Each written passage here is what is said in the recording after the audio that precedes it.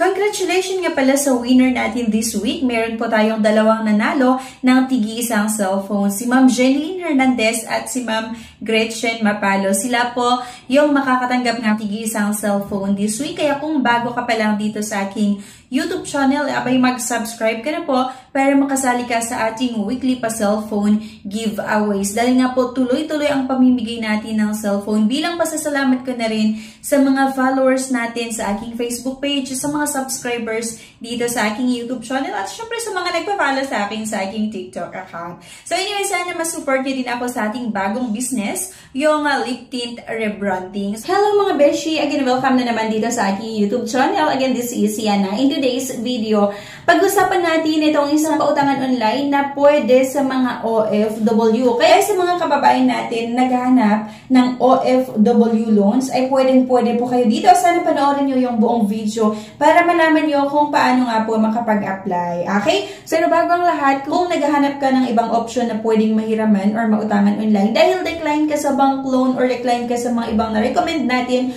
meron pa ako nilagay na 8 or 9 link na makikita nyo nga po sa comment section at sa description below. Okay? So, pwede nyo i-click yung mga link na yan at i-explore.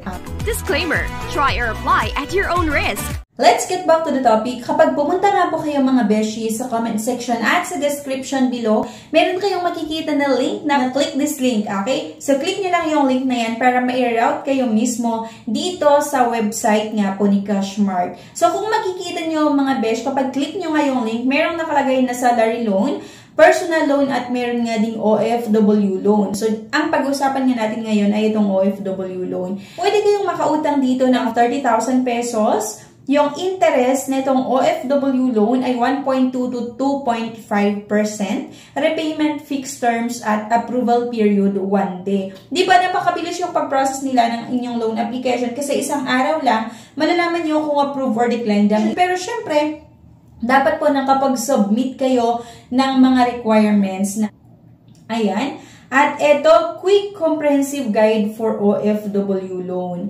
Ilalagay mo lang kung magkano yung gusto mong utangin. So, meron ngang payment terms na weekly, bi-weekly, and monthly. Kapag sinabi natin weekly, every 7 days, bi-weekly, 14 days, at monthly, 1 buwan. Ayan, pero bago natin i-click itong apply ng mga besh, dapat malaman nyo ito. Ito yung mga qualifications or how to qualify for our OFW loans. Meron silang eligibility for OFW land-based or ALATI. Meron ding eligibility for OFW seafarer ALATI. So, eligibility for OFW land-based ALATI must be at least 21 years old yung edad. Filipino citizen. Dapat merong government-issued ID, may latest proof of billing, employment contract for OFW, contract POEA validated, and colored passport ID for OFW. Ayan, at colored working visa for OFW, 6 months latest remittance slip for OFW, proof of relationship, birth, marriage certificate, and currently employed. At para naman sa mga seafarer, must be at least 21 years old, government-issued ID, 6 months latest remittance slip, proof of relationship, yung birth, marriage certificate, ayan, and latest proof of billing, seaman's book, seaman's passport, seafarer's overseas employment certificate, and seafarer's employment contract with POEA validation. Affordable online loan in the Philippines with flexible repayment terms. Fill up our simple inquiry form. We will get in touch with you within 1 working days. And number 2, verify the loan. Our loan executives will verify your eligibility and documents. At number 3, get credited. Sign the contract and expert your cash disbursement. Okay? So, para nga makapag-apply tayo dito, besh, ay i-click lang natin itong apply now. Once na-click mo yan, kailangan mo nga pong mag-create ng account. Kailangan yung sagutan itong mga necessary information. Login details, source of income, loan details, at dito nga mga besh, kailangan yung i-upload yung mga documents. So, attach government ID, attach proof of income, attach company ID, attach proof of billing, at ATM attachment, ayan, optional attachment. At i-click nyo lang yung may nakalagay na send. I-check nyo yung mobile number nyo dun sa code nga na ilalagay nila. Click verify.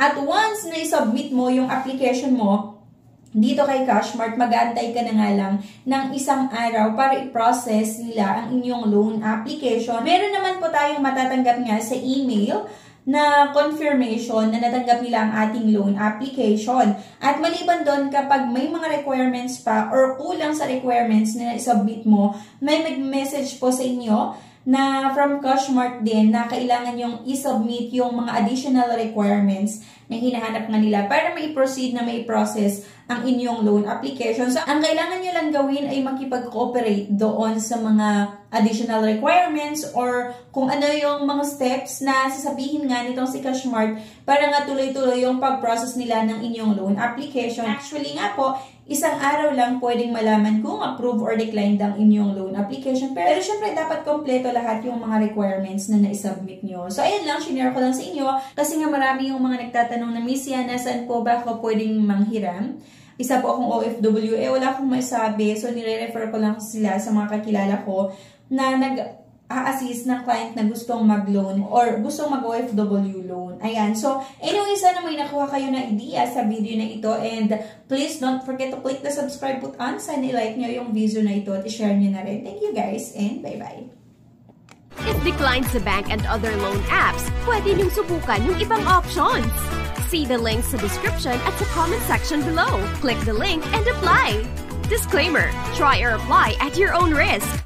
Congratulations nga pala sa winner natin this week. Meron po tayong dalawang nanalo ng tigi-isang cellphone. Si Ma'am Jeneline Hernandez at si Ma'am Gretchen Mapalo. Sila po yung makakatanggap ng tigi-isang cellphone this week. Kaya kung bago ka pa lang dito sa aking YouTube channel, abay mag-subscribe ka na po para makasali ka sa ating weekly pa-cellphone giveaways. Dahil nga po tuloy-tuloy ang pamimigay natin ng cellphone. Bilang pasasalamat ko na rin sa mga followers natin sa aking Facebook page, sa mga subscribers dito sa aking YouTube channel, at syempre sa mga nagpa-follow sa akin sa aking TikTok account. So anyway, sana mas-support nyo din ako sa ating bagong business, yung lip tint rebranding. So congratulations nga pala sa winner natin this week. Meron po tayong dalawang nanalo ng tigi-isang cellphone. Si Ma'am Jeneline Hernandez at si Ma'am Gretchen Mapalo. Sila po yung makakatanggap ng tigi-isang cellphone this week. Kaya kung bago ka pa lang dito sa aking YouTube channel, abay mag-subscribe ka na po para makasali ka sa ating weekly pa-cellphone